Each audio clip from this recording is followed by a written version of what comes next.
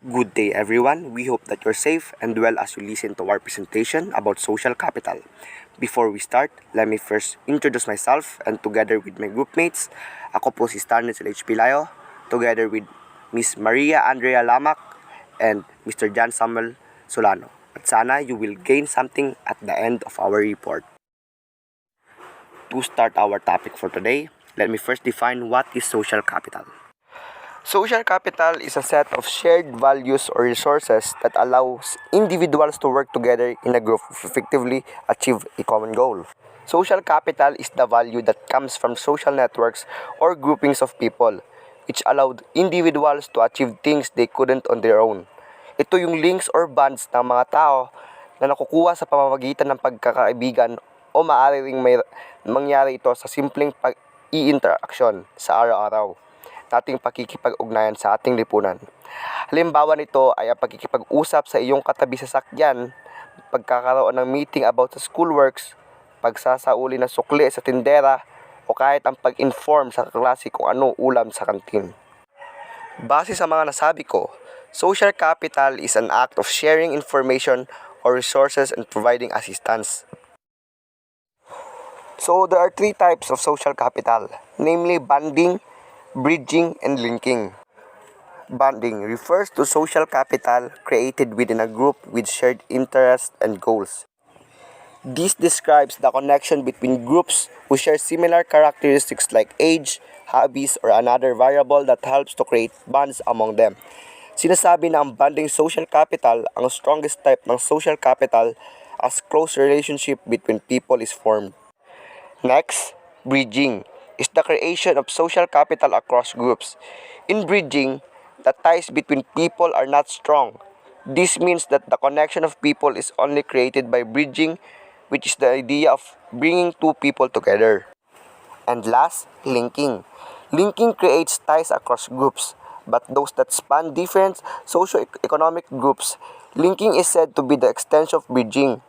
Linking happens when gaps between people with different backgrounds are linked to form new relationships and ties despite of social boundaries.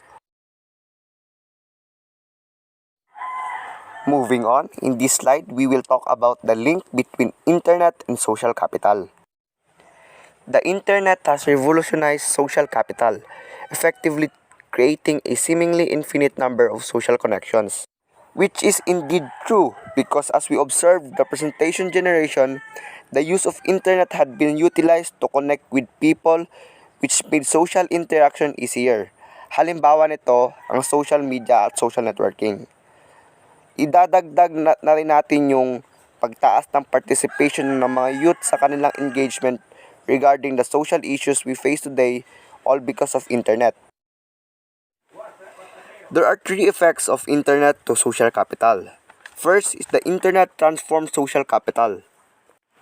Internet had provided us the means of accessible, inexpensive, and convenient communication platform and caused a major transformation in the participation of people towards civic movement. Kabilang na dito yung mga political at non-political movement na ginagawa ng mga tao online. The internet diminishes social capital. When we say diminish, it means to make less or cause to appear less, which is also true because internet sometimes draw people away from family and friends, and it causes to reduce the interest of people in politics and local community. Nangyayari ito kapag sumusobra na tayong nag-expose sa internet at hindi na tayo committed sa physical or offline activities sa community. Third is the internet supplements social capital. As you can observe, yung naunang effect na transform is positive at yung diminish naman is negative.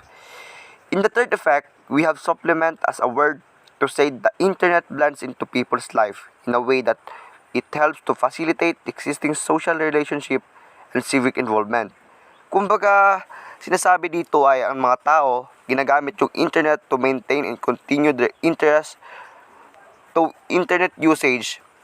Maaaring hobby ito kung ano mang activity online. Next slide, we're going to differentiate civic engagement and internet civic engagement. Civic engagement is the degree to which people become involved in their community. Example of these are local cleanups, blood donation, fundraisings, voting, rally or protest, volunteering, and so on. Internet civic engagement. This is defined as the mobilization of social media or the use of internet for civic action. This is civic engagement that is done online. Example of these are online protests, online campaign, online forum, news circulation, and more. Keep in mind that the difference between the two are the first one is done physically or in a traditional way, while the other one is digital based civic involvement which is common today most especially to the youth. In the next slide, we will talk about the types of civic engagement. During our research, there are a lot of types regarding civic engagement, but we only included four in this presentation, which are political engagement, environmentalism, community engagement, and national service. Civic engagement. Types of civic engagement.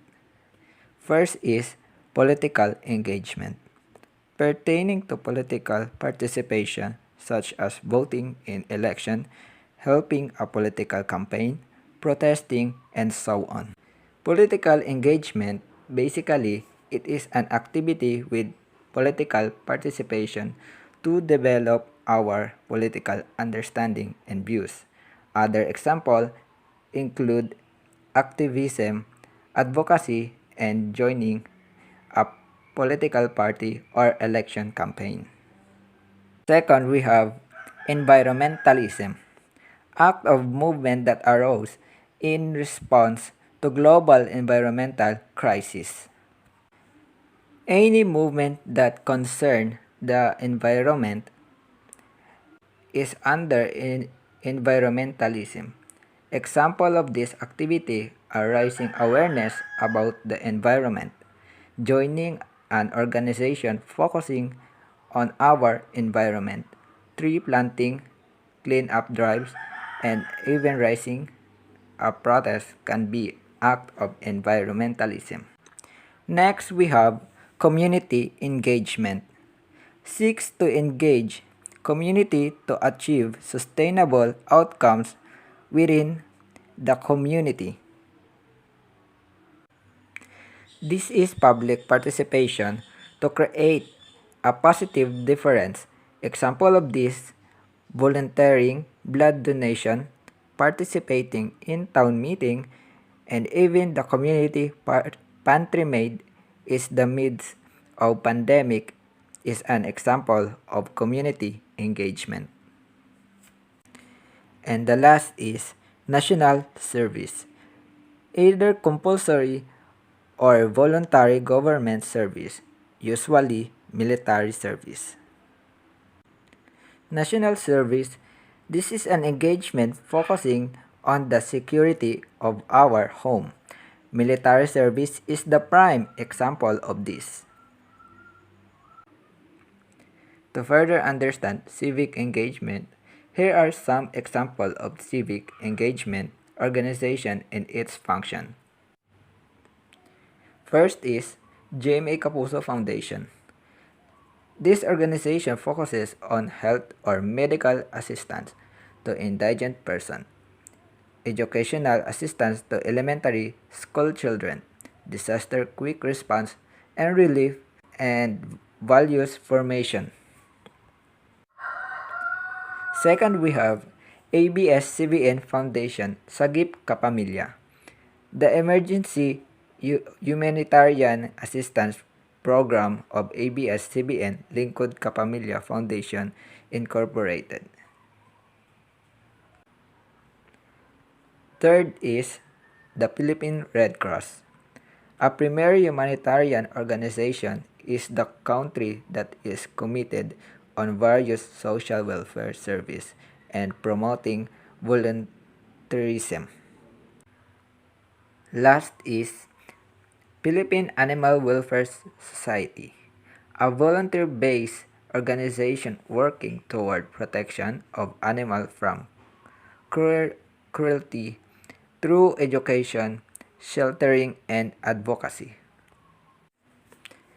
Now, let's talk about the impacts and importance of civic engagement. First is improve relationship. Through civic engagement, community members have the capacity to develop and form stronger connection with one another.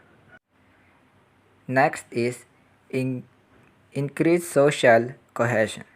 This means that community members develop a sense of trust, belonging, and reciprocity as we engage ourselves in civic involvement. Next is improve community. This will enable us to actively work in improving our community and care for it through volunteering, education, and other activities. Next, better education. Our civic participation will more likely to read and discuss the news and share information with others resulting to have better education. Next, better understanding. Being involved gives us the opportunity to have access on information and can help to keep the community informed about local events and opportunities. Next is growth and development. Civic engagement provides us self-development and growth by the means of investing in community to acquire skills, information, and motivation to contribute and make a difference. Next, individual responsibility. It encourages individuals to see themselves as part of a wider community and feel responsible for contributing to and improving the community for the benefit of all. Next, better quality of life. Community members can address their concern and influence decision to improve the quality of life for the community as a whole. Next is better government. Civic engagement is essential for a functioning democratic government. It makes us united and heard whenever issue arises. And last, youth engagement. As of today, we observe that the youth play a big role in social buildings and has the capability to lead and serve in our community, making them more engaged in a political and non-political activities, which is good because, as Jose Rizal said, ang kabataan ang pag-asa ng bayan. In the next slide, how does internet-based engagement become a new form of civic participation? Due to the advent of the internet, civic participation has been easy to engage for some people as we further move toward a technological era. People who are interested in politics and civic engagement frequently use the internet to enhance and facilitate their participation in these activities. Specifically, such persons utilize the internet to communicate and share information with other members of the local community group to which they belong. Hence, internet played a big role in providing the engagement of the people toward civic participation. It provides a positive effect by enabling us to easily participate in non-political activity or a political one, such emailing a government official, signing an online petition, or making a political contribution. However, Keep in mind that every positive effect has a negative counterpart. While the internet has made it possible for the people to communicate without being constrained by distance or physical limitation. It can also be used to track and monitor online activity as well as to spread misinformation and propaganda. And this ends our presentation regarding social capital. Thank you for listening, and we hope that you learned something from in this discussion.